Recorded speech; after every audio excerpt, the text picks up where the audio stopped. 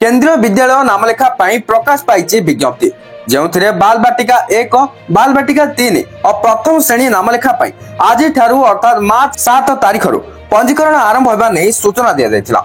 Online पंजीकरण लगी 21 तारीख राति 10 जाए दिज्व सुजोग। सेहीपरि बाल बाटिका 2 और द्वितीय श्रेणी दशम श्रेणी नामलेखा पंजीकरण एप्रिल 2 रु आरंभ हो एप्रिल 11 जाए चलो। एने केंद्रीय विद्यालय संगठन पक्षर प्रकाश पाई विज्ञप्ति। प्रथम श्रेणी नामलेखा प्रथम प्रोविजनल तालिका मार्च 25 रे प्रकाश पाइब।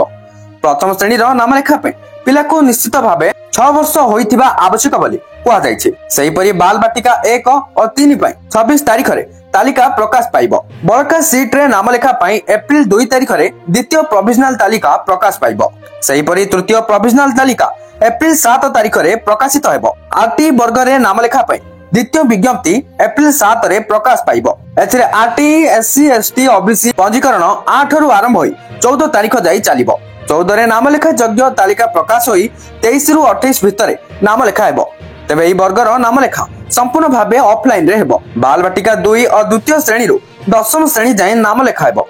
एथिरे स्कूल रो बड़का सीट को लक्ष्य करी पिलांको नामलेखा हेबो। एही नामलेखा प्रक्रिया संपूर्ण भाबे ऑफलाइन रे हेबो। एप्रिल 17 तारीख रे नामलेखा योग्य तालिका प्रकाश पाइब। 18 रु 21 तारीख मध्य नामलेखा हेबो।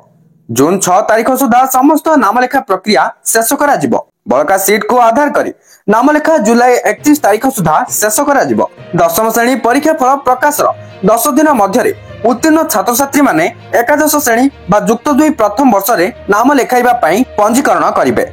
एथिसह 20 दिन मध्य नाम लेखा हेबो। बर्तमान जहाँ भी किसी केंद्रीय विद्यालय नाम लेखा ने बा केभी एडमिशन पई नुआ अपडेट आस्तिला एबे तो आपण जानि सरलेनी। वीडियो किछि इंफॉर्मेटिव थिला नियतबे लाइक कर देबे एंड वीडियो को शेयर कर दियंतु जे माने भी ए विषय जानि नथिबे ए वीडियो देखि सिरिया परे जानि परिबे एंड चैनल को सब्सक्राइब करिया को भूलिबेनी। Thank you for watching.